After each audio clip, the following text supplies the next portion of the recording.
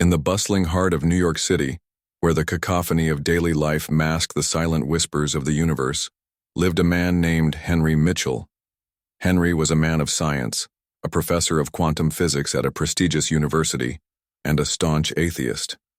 He firmly believed that the universe operated on principles and laws that could be observed, measured, and explained without the necessity of a divine being.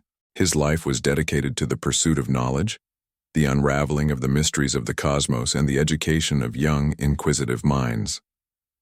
Henry's life was a tapestry of lectures, research, and solitary evenings spent pondering the intricacies of the quantum realm. He had no family to speak of, having lost his parents at a young age and never finding the time or inclination for romantic entanglements. His colleagues admired his intellect and dedication, though they often found his dismissive attitude toward matters of faith and spirituality somewhat abrasive. One crisp autumn afternoon, as the golden leaves of Central Park rustled in the breeze, Henry experienced an event that would alter the course of his life forever. He had just concluded a lecture on the nature of dark matter and was heading to his office when a sharp pain shot through his chest. The world around him blurred, and he felt his legs give way beneath him. Collapsing to the ground, he clutched his chest, gasping for air. The last thing he heard before darkness claimed him was the distant wail of an ambulance siren. Henry awoke to an overwhelming sense of calm and lightness. He was no longer in the familiar confines of his office or the bustling corridors of the university. Instead, he found himself in an ethereal landscape, bathed in a soft golden light that seemed to emanate from everywhere and nowhere at once. The air was filled with a soothing, melodic hum, and the ground beneath his feet felt like the softest of clouds.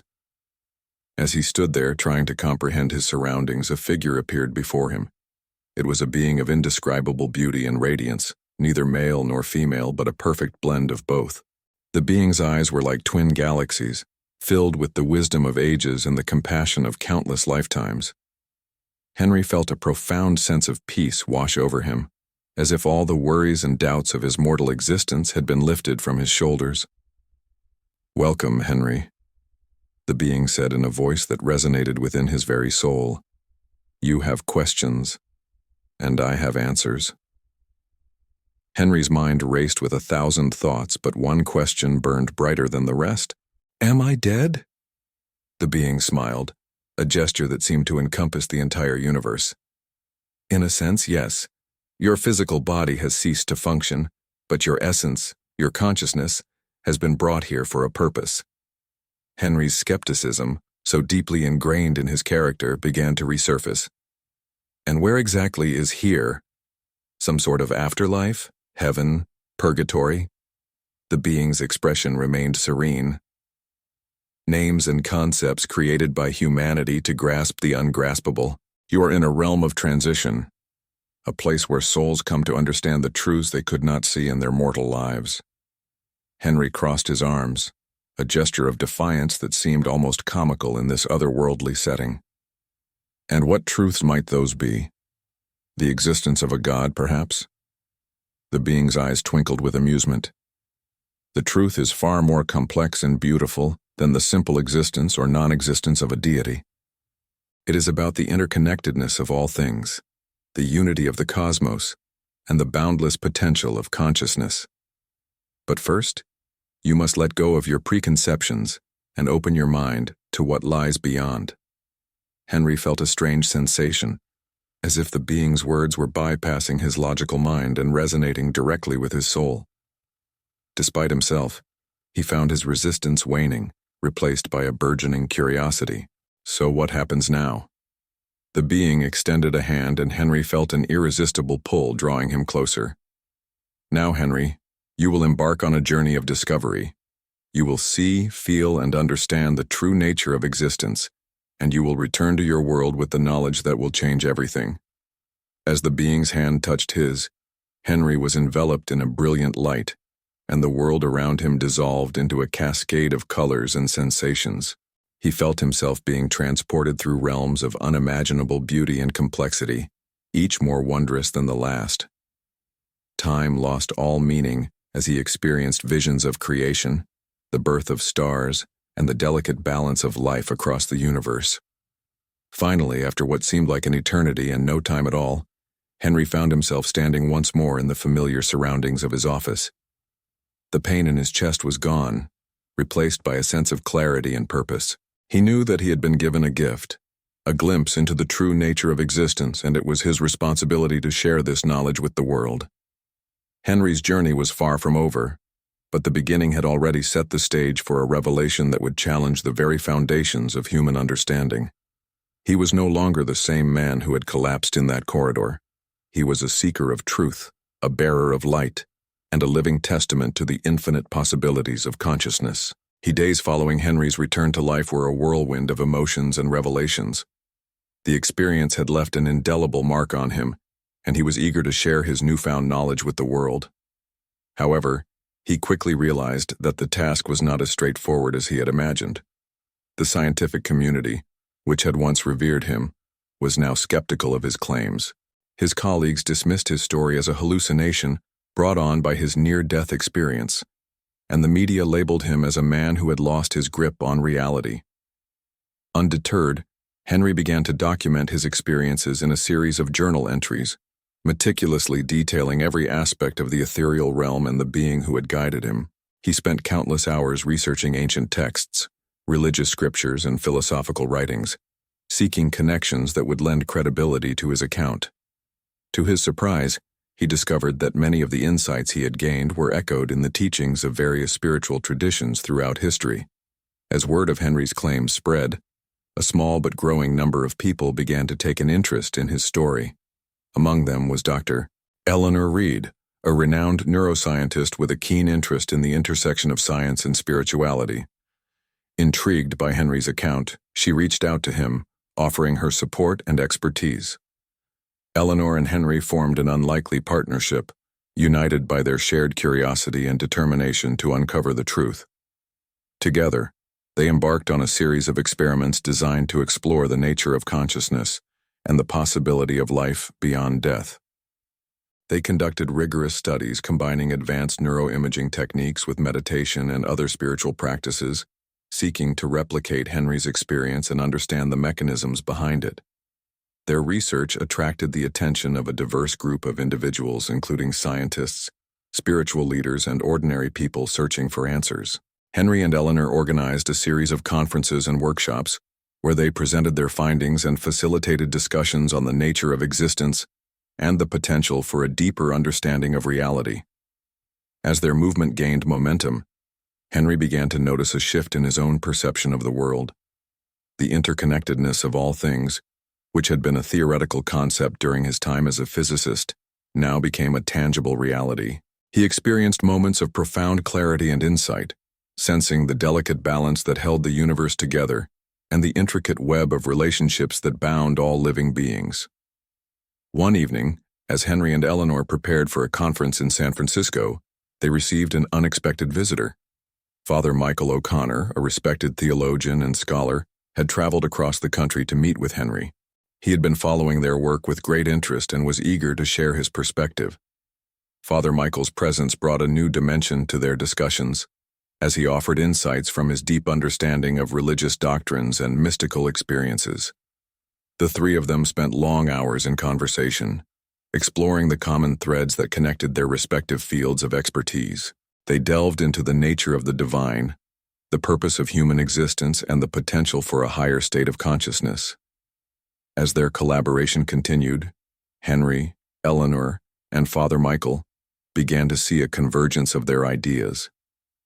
They realized that the truths Henry had encountered in the ethereal realm were not confined to any one discipline or belief system, but were part of a universal understanding that transcended the boundaries of science, religion, and philosophy. One day, while meditating in the serene gardens of a retreat center, Henry experienced a vision that would shape the next phase of their journey.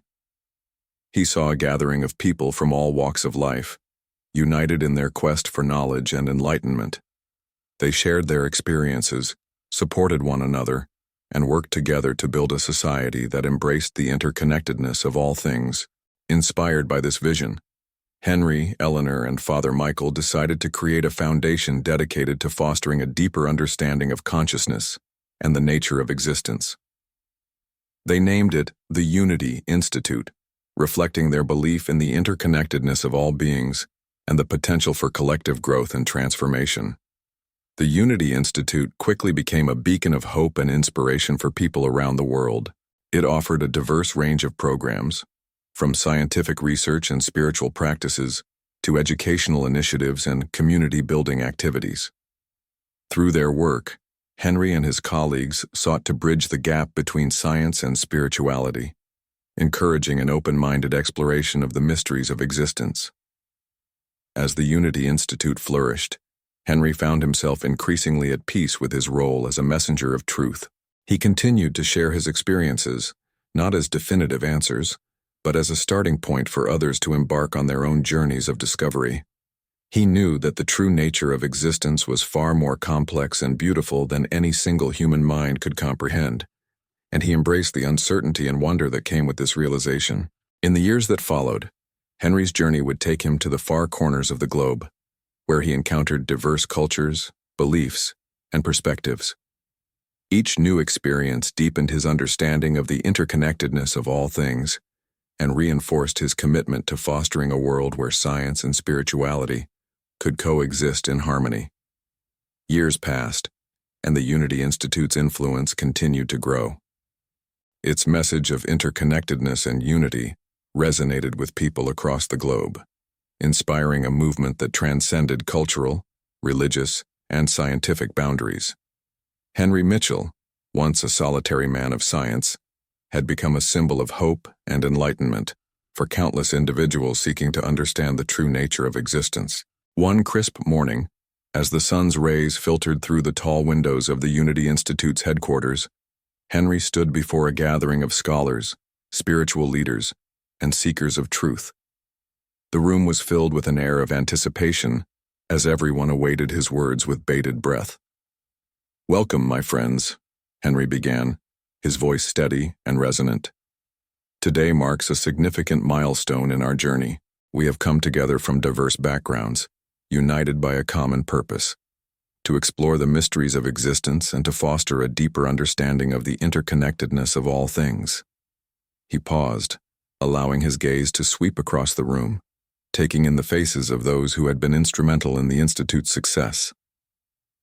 Eleanor, his steadfast partner in research and discovery, stood by his side, her eyes shining with pride. Father Michael, whose wisdom had bridged the gap between science and spirituality, nodded in quiet affirmation.